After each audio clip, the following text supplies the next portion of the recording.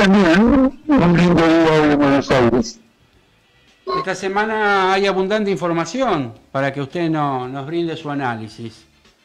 ¿Por dónde le Bueno, gustaría empezar? elegí el discurso de Milei el 1 de marzo, hace 2 días. Bueno, es el comentario de todos los diarios, inclusive hoy domingo, continúan con ese análisis.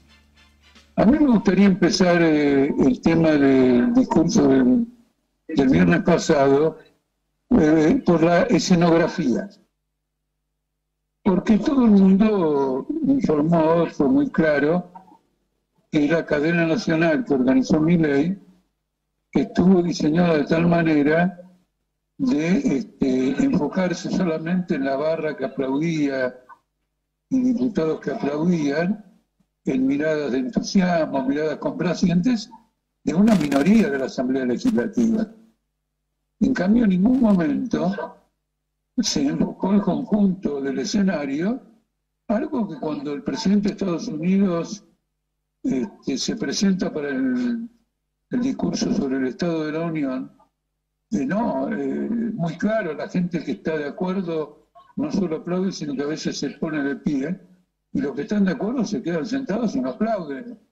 Y entonces el escenario que se ve es una radiografía completa. Me detengo en esto solamente para subrayar la importancia que le dan a la coreografía. ¿Y por qué creo importante esto? Porque antes del discurso, alrededor de 40 cuadras de Buenos Aires fueron militarizadas.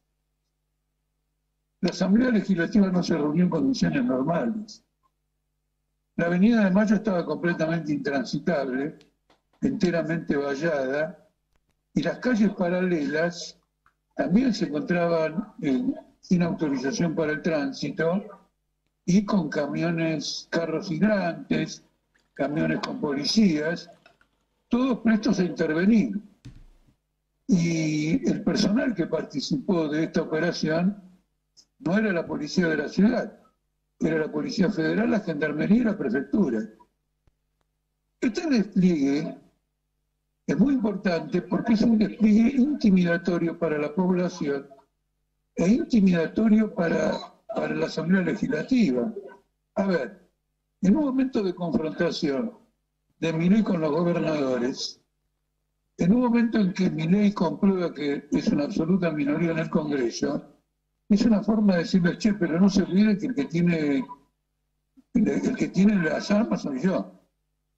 Yo soy el jefe del Ejército, de la Fuerza Armada, comando a la policía, y ha hecho esa exhibición.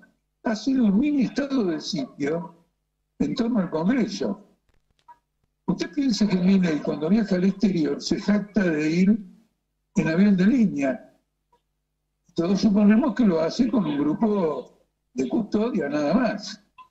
Bueno, alguien que es tan liviano para viajar al exterior, porque en general los presidentes viajan en el avión de la presidencia del país, para ir desde la Casa Rosada de la Avenida de Mayo, que son exactamente 2 kilómetros, en línea recta, hizo todo este despliegue intimidatorio. El antecedente a este despliegue fue el que el jefe de policía, Santos, y Enrique Matov, el secretario de Seguridad, desplegaron el 20 de diciembre del 2001, también con autos sin placa, y bueno, asesinaron a 36 ciudadanos en los alrededores de la avenida 9 de Julio, en los alrededores del Obelisco. Creo que es un llamado de atención poderoso que va a acompañar luego el tono autoritario del discurso, que cuanto más autoritario se ponía, más era festejado por una claque muy bien vestida, muy bien peinada, muy bien perfumada, que las cámaras se enfocaban sobre ella exclusivamente.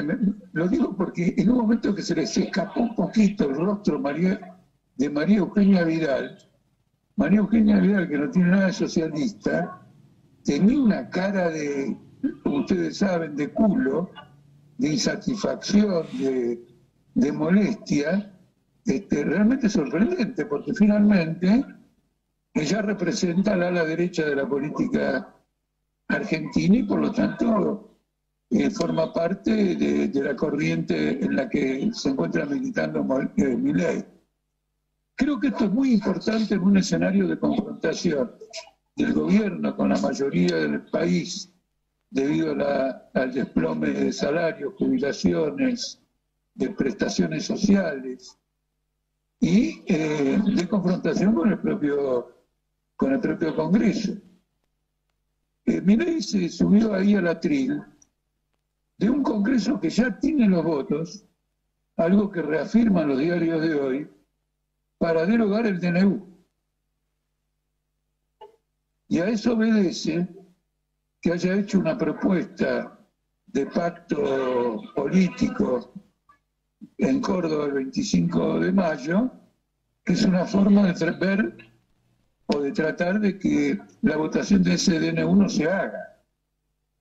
Si con esta maniobra logra que no se haga la votación del DNU, la oposición, sea la kirchnerista, la amigable, dialoguista, queda liquidada por largo tiempo. ¿Y usted qué opina de esta nueva propuesta, Jorge? La de 10 puntos que se va a tratar en Córdoba.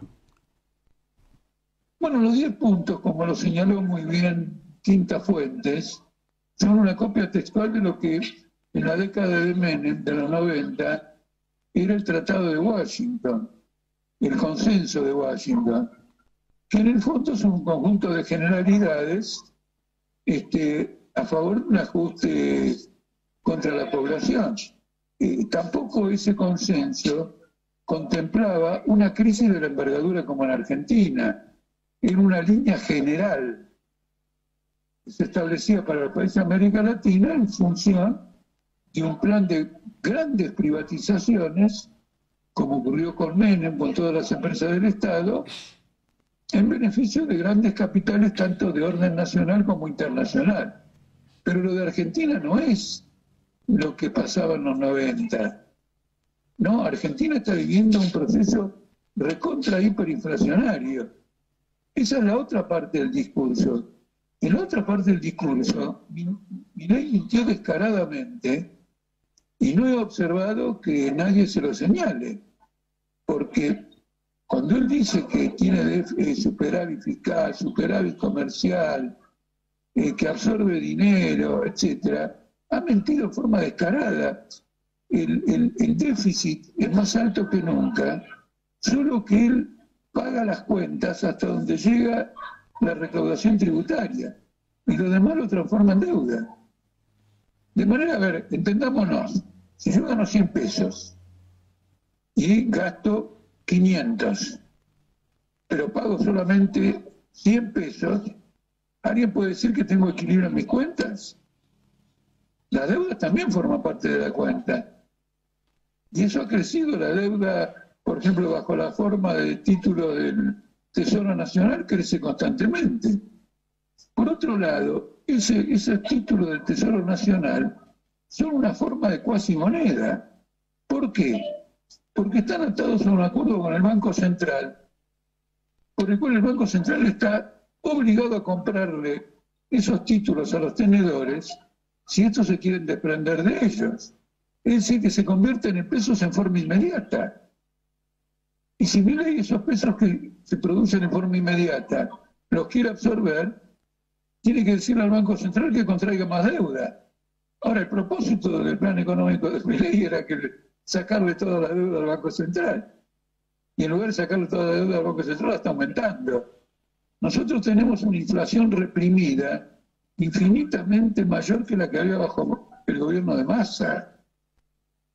Es decir, que este índice de 20%, 25%, 15%, es un muestrario infiel de la inflación real. Es infiel. Si no hubiera tomado todas las deudas que tomó y hubiera emitido, porque no le hubiera quedado otra para pagar todo esto, hoy nosotros estamos en una inflación mensual del 50%. ¿Se entiende? Él ha esterilizado emisión a través de deuda, ha aumentado la deuda del Tesoro, que además no es una deuda, digamos, ¿cómo le puedo explicar? A 30 días, 40 días, un año, medio año, aunque figura así en el contrato, porque el que la tiene puede venderla en cualquier momento, no a otro comprador, con lo cual todo queda entre privados. La puede vender al Banco Central, el cual a su vez tiene que emitir dinero para comprar todo eso. Por eso digo yo que gran parte de la deuda del Tesoro es moneda cuasi bancaria.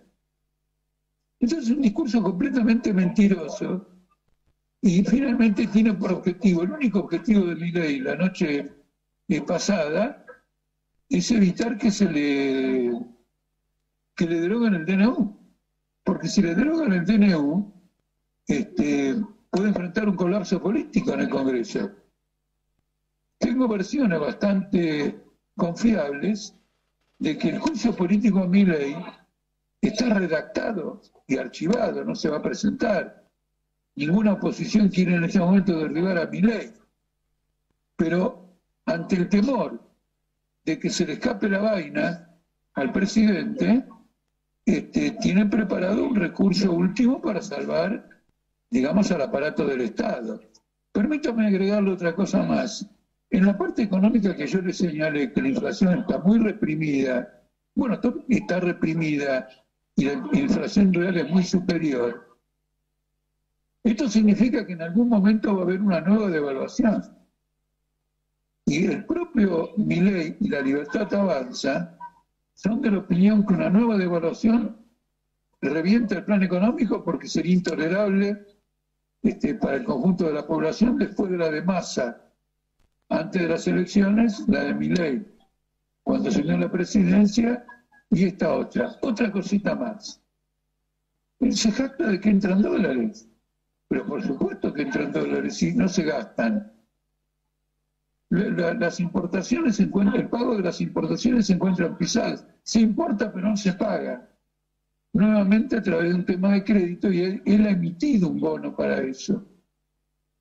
Entonces, como usted se da cuenta, es como si en una familia no comiera más, no se comprara ropa, no comprara papel higiénico y todo lo que ganan la mujer y el marido quedará en la caja. Entonces diría, tengo superávit comercial, pero no has comido, no te has vestido, no te has higienizado.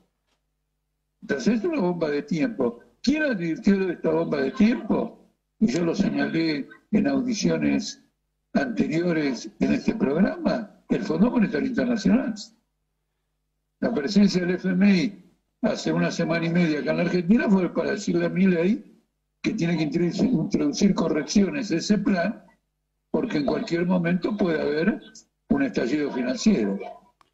Yo creo que otro tema de la semana que reviste una gravedad importante es el tema de la intención que tiene este gobierno de pasar a planes sociales todas aquellas jubilaciones que no hayan cumplido el tiempo de aporte, sino que se haya hecho a través de una financiación, que no son 2 o 3 casos, creo que son como más de 3 millones de casos, ¿no?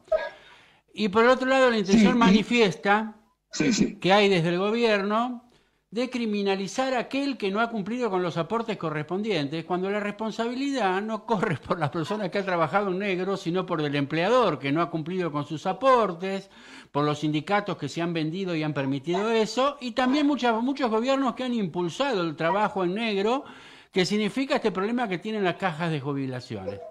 ¿Cómo nos podría ilustrar usted al respecto, Jorge? No, bueno, el plan, y ya no era solo de Milei, hace tiempo que se viene pensando a nivel de todos los círculos de la burguesía que el tema jubilatorio es inabordable. Y entonces han pensado que hay que abandonar el sistema jubilatorio y asegurar una pensión a la vejez. Como esto sería un golpe no solo social, sino también político muy grande, comienzan por aquellos que se adhirieron a la moratoria. Y es un globo de ensayo, pero es un globo de ensayo sobre el cuerpo de todos aquellos que adhirieron a la moratoria. Bajo el gobierno de Menem, las campañas políticas, cuando la tasa de desocupación era del 16%, nosotros advertimos constantemente que la gente que estaba desocupada no se iba a poder jubilar. que Menem dejaba una bomba de tiempo. Es decir, nosotros esto lo advertimos antes de que hubiera gente que tuviera que recurrir a una moratoria. Por lo tanto, la moratoria fue un recurso de emergencia para cubrir los que no aportaron por razones de desocupación, pero que se agravó considerablemente con el piedra libre que se ha dado el trabajo en negro. El piedra libre que se ha dado el trabajo en negro viene de Néstor Kirchner, porque en el 2003 había una elevada desocupación y Kirchner lanzó la consigna: hay que crear trabajo, no importa cómo. El no importa cómo significa, entre estar desocupado y trabajar en negro, mejor trabajar en negro. Y entonces se ha creado un número de trabajadores en el negro que iguala o sobrepasa el número de trabajadores registrados. Entonces está claro que esa gente no se iba a poder jubilar absolutamente nunca. ¿Qué tenía en la cabeza Kirchner cuando dijo no importa en qué condiciones? Otra cosa más, el Estado a sus trabajadores les paga en negro, porque primero que no hace los aportes, pero usted tome la hoja de sueldo de un docente y el 60% son ítems no remunerativos. Exacto. Es decir, que si un docente gana, digamos, 500.000 pesos, por 300.000 de esos pesos no hay aporte, que no lo habría tampoco de ninguna manera porque el Estado no aporta. Entonces el delincuente es Milei, como lo fueron antes Macri, Cristina Kirchner, Néstor Kirchner, Menem, porque esto lo venimos denunciando desde muchos sectores políticos, no solo desde el nuestro, lo venimos denunciando desde hace muchísimo tiempo. Entonces el Estado fabrica la economía en negro. Después hay una cosa que nosotros hemos particularmente subrayado y que es omitida por todo el mundo. No se puede tener una economía en negro, contablemente hablando, ahora le voy a hablar en términos estrictamente técnicos, sin evasión impositiva. ¿Me explico? En realidad es la cadena de la evasión impositiva. ¿Por qué? Si yo declaro que produje 100 y para eso necesito 40 obreros, yo tengo que declarar que hubo 40 obreros. Si yo declaro que hubo 5 y los otros 35 están en negro, no puedo explicar cómo tuve esa producción y cómo tuve los ingresos de esa producción. El sistema contable es único. Entonces, yo trabajé, incluso personalmente, yo trabajé durante muchos años en la auditoría de empresas. Así que estamos hablando de un oficio que practiqué bastante tiempo. Mira usted, no sabía. Entonces, ¿a qué voy?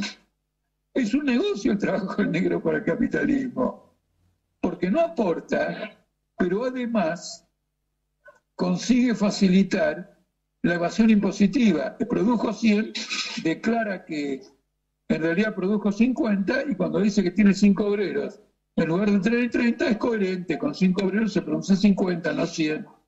Cierra todo. Es un mecanismo de evasión impositiva. Es una fuente fantástica de dinero en negro que no está registrado, no se paga impuesto, por supuesto, pero también que como no puede circular con total libertad, se recicla hacia el exterior y después puede volver bajo la forma de un préstamo de afuera, con lo cual crecen las deudas con el exterior. Yo creo que otro tema de la semana es que siguen sin respuesta a los comedores comunitarios.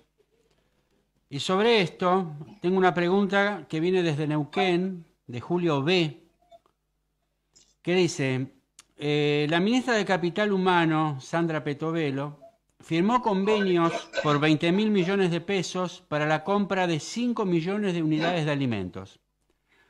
Dice, los alimentos secos no llegan a los comedores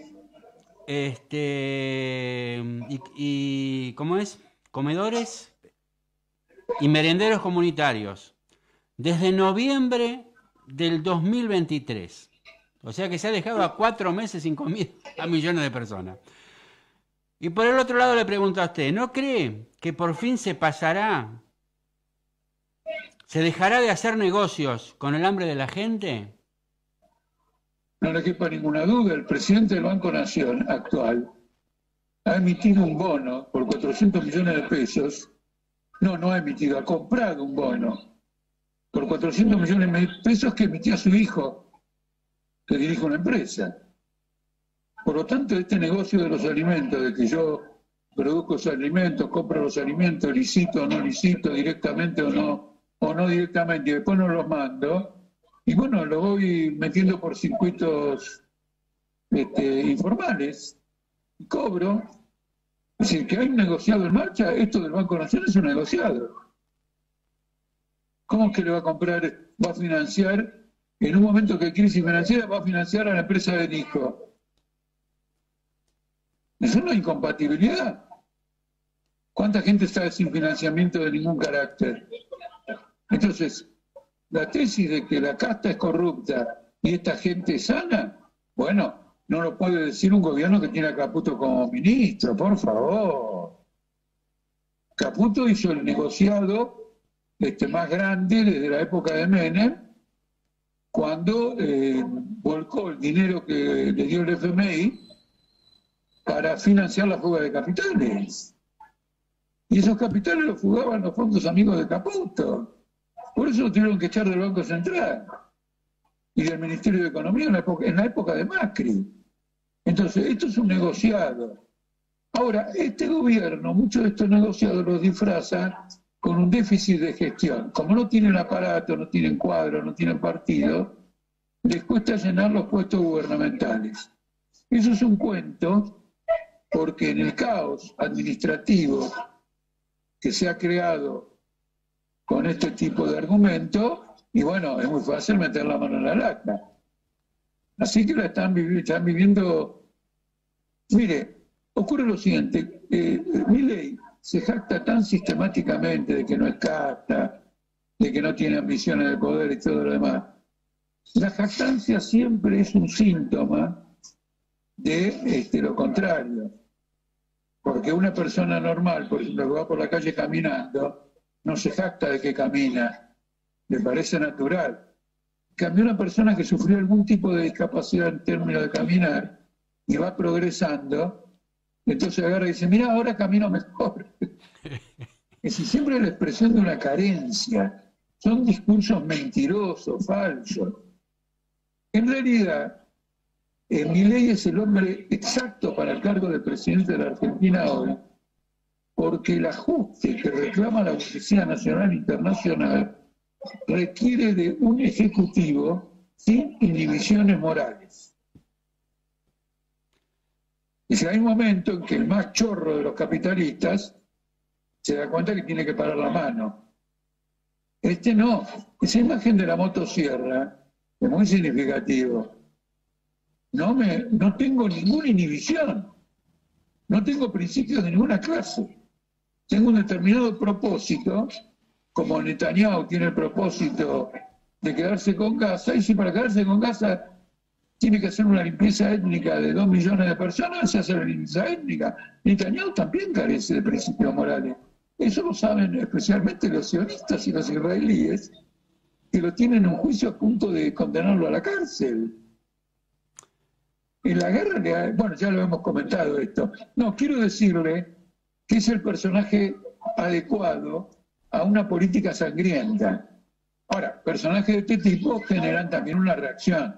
La reacción popular, el caos económico y, por lo tanto, un proceso político que tendrá que conducir a una superación, ya no de Milei, sino de toda forma de gobierno capitalista.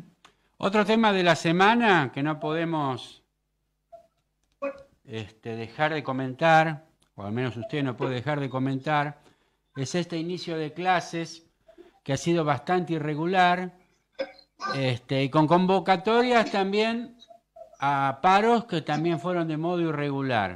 ¿Qué análisis hace usted de cómo fue este inicio de clases y si el sindicalismo docente estuvo a la altura de las circunstancias? No, mire, Cetera le ha tendido una mano a Milei como nadie, y es propio de la personalidad de Milei que después de recibir este apoyo de Cetera lo denuncia Baradel en el legislativo. Dos cosas. Una, la Cetera evitó el paro de inicio de clases que involucraba a las clases que se iniciaban, creo que el 1 de marzo, que era lo que ocurría en la provincia de Buenos Aires. Es decir, hizo un paro el 26 de febrero, que eran provincias que iniciaban ese día las clases, pero no estaba la provincia de Buenos Aires. Es decir, la provincia de Buenos Aires no vivió un paro nacional. Segundo lugar, y ahora el lunes va a haber un paro de 3 sindicatos de la provincia de Buenos Aires, afilió a la CGT, y la Cetera dijo que lo va a carnerear. Así que mañana usted va a tener a la Cetera carnereando un paro. Y otros son de la CGT y después dicen que están con la CGT. Ahora, lo otro es el convenio que firmó con Kicillof.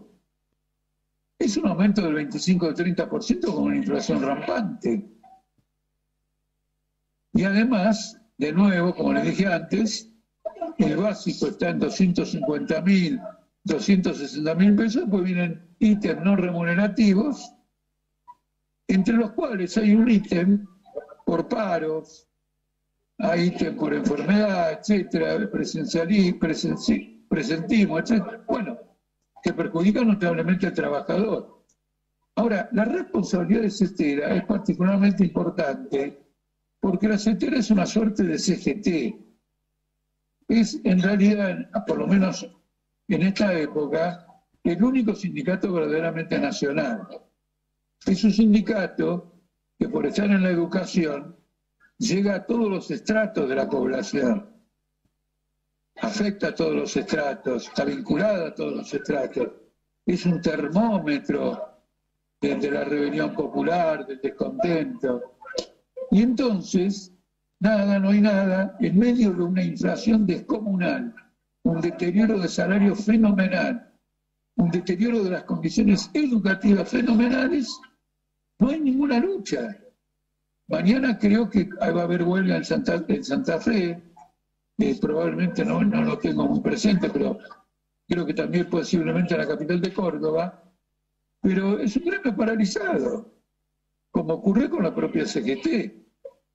Ahora, la Cetera forma parte de la CTA y en su momento rompió con la CGT, acusándola de burocrática y de promenemista. Así que son lo mismo. A lo que le preocupa a Baradel es Kicillof, defender y proteger a Kicillof. Porque la estrategia del kirchnerismo es llegar a las elecciones de octubre del 2025. Y no precipitar nada. Ellos dicen la palabra precipitar, es una palabra incorrecta porque quien está precipitando todos los días un caos fenomenal es el propio gobierno. Ahora usted va a ver con el aumento que vienen de la tarifa de luz y de electricidad, que van a ser mensuales. Se anunció un aumento de la nafta que iba a ser del 4,3% y resultó del 7,8%. Es una masacre económica y social. Y los sindicatos están haciendo de furgones de cola de esta política. Como usted bien dice, hay una parte del sindicalismo y por ende también del peronismo que siguen apostando a hay 2025. Ahora yo le pregunto a usted, según su pronóstico, ¿llega el 2025 Milei? Mire, lo más difícil en política, por lo menos para la izquierda, bueno, pero debe ser un programa de método que vale para todos, es determinar el ritmo de los acontecimientos. Porque los acontecimientos no se desarrollan en forma lineal.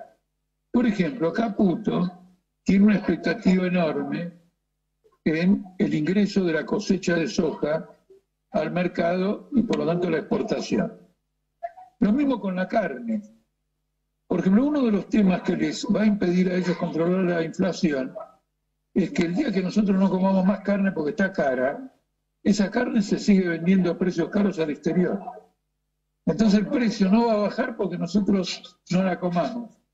No va a bajar por la caída de la demanda. Aunque haya un exceso de oferta, ese exceso de oferta en el mercado interno se canaliza al exterior y vienen los dólares. Y puede haber un aumento, por ejemplo, de la exportación de combustibles o de gas a Chile, a Brasil. Podría ocurrir una cosa de ese tipo.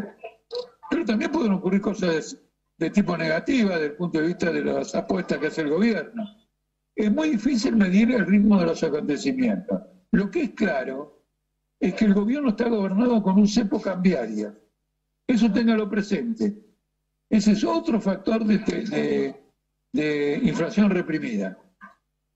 Porque nadie que esté descontento con lo que en este momento recibe en el país puede agarrar y comprar dólares y llevárselos al exterior y compensar con la compra de dólares, digamos, la pérdida que tiene inflacionaria en la Argentina.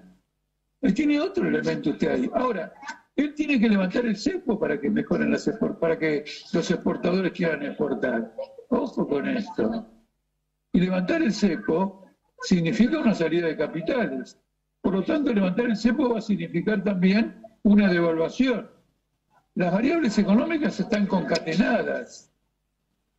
Es decir, algo que Caputo ve con optimismo, el aumento de las exportaciones, tiene una serie de condiciones para verificarse que implican una acentuación de la inflación. No sería la primera vez que ocurra en Argentina, pero será la primera vez que ocurra con esta envergadura. Yo cometí un error porque dije 2025 y sería 2027. Y bueno, lo tengo que aclarar porque después en YouTube... Ellos piensan en 2025. No, porque va a haber una renovación parlamentaria. Cuando Macri fue gobierno, hubo renovación parlamentaria en 2017 y ganó Macri. Ahí tiene usted un ejemplo de un gobierno que iba a caer inexorablemente, pero que tuvo su momento feliz sobre finales del 2017, porque aumentaron las exportaciones, porque hubo un blanqueo y entonces ingresó dinero, porque parte de ese blanqueo fue a la reparación histórica de los jubilados, es decir, que el jubilado que aceptaba retirar sus reclamos a la justicia recibía una compensación del Estado, entonces los jubilados en esa fecha mejoraron, y en el 2017, acuérdese usted, vino Angela Merkel, vino el criminal de Arabia Saudita que descuartizó el cuerpo de un periodista en la embajada de Arabia Saudita en Estambul. Se abrazaron todos en el Colón. Vino Trump. Vinieron todos. Era un momento feliz. El macrismo decía, las fuerzas del cielo están conmigo. En el 2018 se pudrió todo, porque la base estaba podrida. Lo que había era una pura espuma. Puede haber un momento de espuma. No digo que lo vaya a ver necesariamente, quiero decir, es coyuntural. ¿No es cierto? Así que esto es lo que hay que tener presente. Hay que explicárselo a los trabajadores y hay que lanzar una consigna que resuma la idea. Nosotros tenemos un gobierno dispuesto al golpe de Estado, dispuesto al gobierno por decreto, dispuesto a la disolución del Congreso. No que lo pueda hacer, pero sí dispuesto, lo ha dicho 10 millones de veces. Dijo, a mí si no me sacan la ley, llamo a un plebiscito y disuelvo el Congreso. Es lo que le gustaría, sí, Flavio. El deseo de él sería pero quiero decir, está claro, pero está en el programa. Entonces yo le digo, bueno, ese es tu programa, sos un gobierno golpista. Sos un gobierno de dictadura personal, sos un gobierno por decreto y sos un gobierno golpista. Por lo tanto, no puede haber concesiones en esas condiciones. Tenemos que preparar una huelga general. No quiere decir que estamos diciendo que el lunes vayamos a una huelga general, o el martes o el miércoles. Es una consigna concientizadora. Acá no hay una lucha por evitemos que cierren tal o cual cosa, es una lucha de conjunto. Mire, a mí la noticia, que quizá no tuvo toda la repercusión que merece, pero que fue fuerte esta semana, es el despido del personal que atiende a las personas discapacitadas. Yo desconocía que en este campo, en la ciudad de Buenos Aires, hay 2 manzanas de altísimo nivel tecnológico dedicadas a la discapacidad. Es decir, que el tipo la quiere destruir como quiere destruir el CONICET. Ahora, un parque tecnológico, un orgullo por lo que me explicaron. Voy a investigar un poco más. No, yo lo Pero realmente, por lo que me dijeron, una cosa maravillosa de atención a la discapacidad, recursos, kinesiología, todo tipo de cosas, es un bocado de cardenal para privatizar. Entonces empieza por despedir personal de altísima calificación. De altísima calificación. Quedan Ojo con esto, 8 minutos. Es un rubro especial, es un rubro muy importante, muy significativo y es ilustrativo de una política general. Quedan 8 minutos, Jorge. Yo lo quería destinar en 2 temas para que usted vierta su comentario. Y yo en realidad, no, la pregunta mía era con respecto al 2027, si Milei podía llegar al 2027. Después lo que sería un milagro. Considerara la gente del peronismo con respecto a las legislativas, ese ya es otro tema. Pero a mí lo que me interesaría es saber cómo anda la construcción dentro de lo que es su fuerza política y de otras fuerzas políticas para hacer una buena resistencia a esto. Bueno, en primer lugar quiero decir lo siguiente, hay un reflujo político en la clase obrera que viene hace un tiempo y no se ha producido un viraje. Hay síntomas de un viraje. Por ejemplo, algunas actividades en las que yo he participado han tenido una concurrencia mayor a la que veníamos registrando. Ajá. Y no solo mayor, sino que vienen invitados o porque vieron un flyer o lo que fuere, delegados de fábrica. Por ejemplo, me pasó ayer. Y tuve la oportunidad de quedarme conversando al final de una charla con varios delegados metalúrgicos del Gran Buenos Aires. Yo ayer di una charla en José C. Paz. Bueno, son síntomas pequeños. Son síntomas pequeños. Personalmente, y nosotros como corriente política estamos muy atentos a eso. Pero no se ha producido un viraje, aunque se va a producir ese viraje, no se ha producido un viraje político de un reflujo político que explica el retroceso social. Porque en definitiva, Massa, Guzmán, Cristina, Alberto, Macri, pudieron hacer esta masacre por un reflujo político que las organizaciones burocráticas pudieran manipular.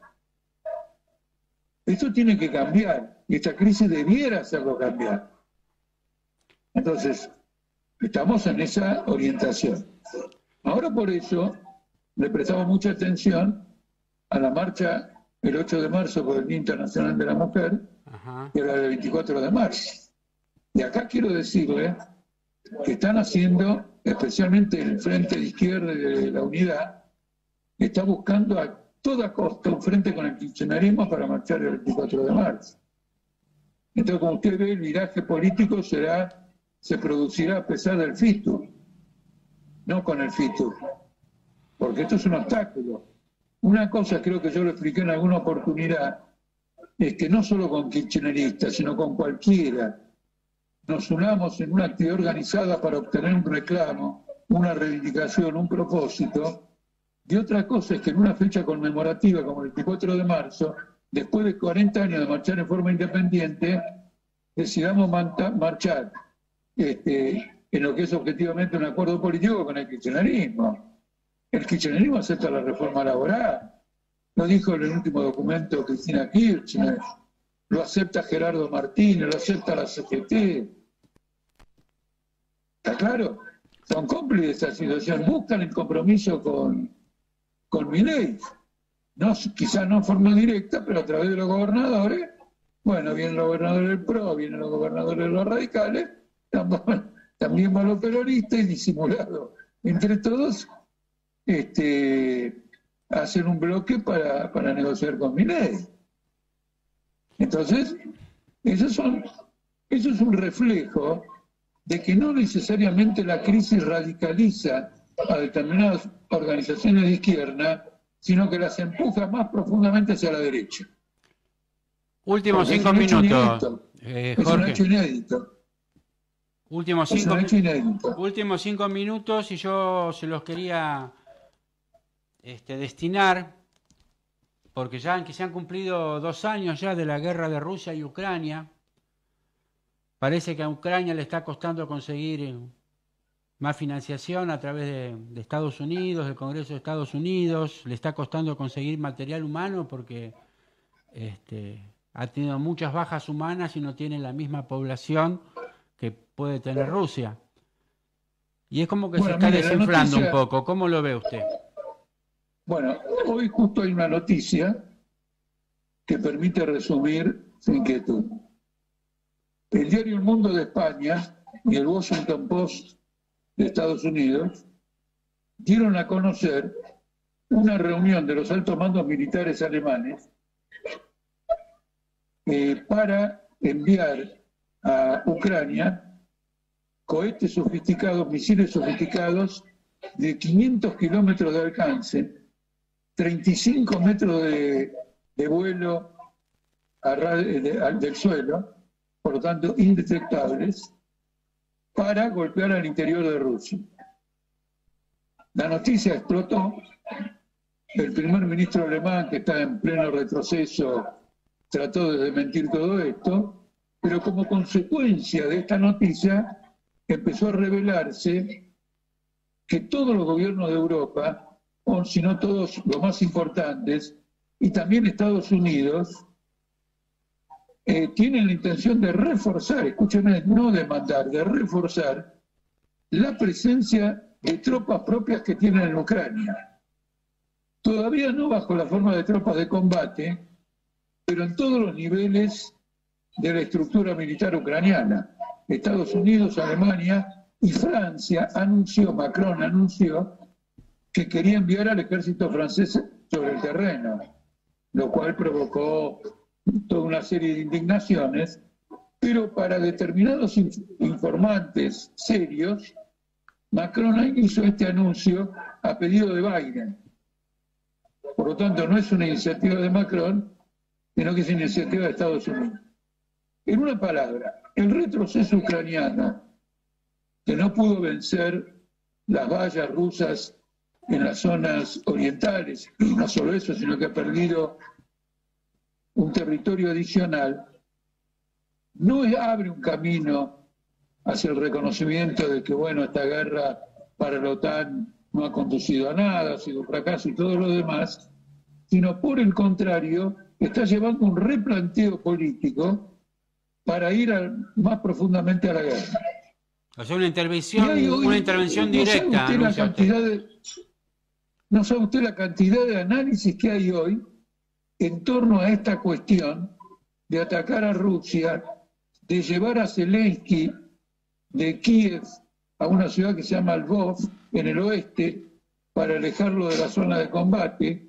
La perspectiva que yo ya escribí hace 2 semanas de un golpe de Estado en Ucrania para que el comandante en jefe, que fue desplazado por Zelensky porque discrepan en la conducción de la guerra, sea consagrado presidente en lugar de Zelensky. Vuelve a repetirse, es decir, se señala eso. Cuando yo escribí ese artículo nadie lo señalaba, se señala eso también. Es decir, el frente ucraniano en la guerra ha tenido un giro impresionante. Y la guerra de Ucrania ocurre en paralelo con la guerra contra Palestina. Son 2 escenarios de una guerra mundial.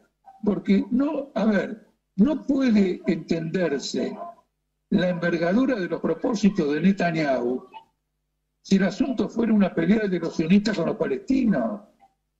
No es un hecho particular. El hecho particular está inserto, un hecho particular que lleva 70 años de crímenes de todo tipo.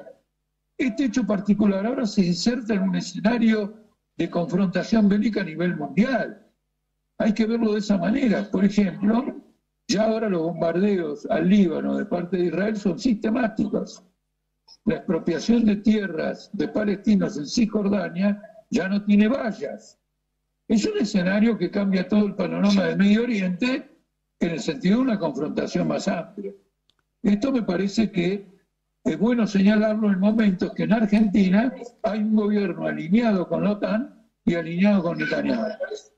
Bueno, nos hemos pasado de tiempo, realmente creo que ha salido una buena emisión. Le agradezco, Jorge, y bueno, vamos a tratar de seguir el domingo tocando estos temas. Muy bien, un abrazo. Muchas gracias y un abrazo para usted. Finalizamos así una nueva emisión del programa radial Letras del Paraná. Nos veremos el domingo siguiente, Dios mediante, 17:30 horas, aquí por FM Cambalache. Muchas gracias a todos.